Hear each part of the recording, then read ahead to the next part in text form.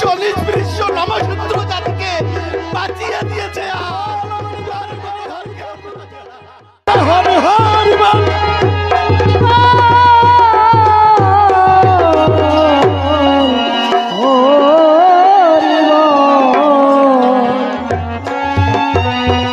বলছে একটা জীবকে বাঁচিয়ে কি হবে?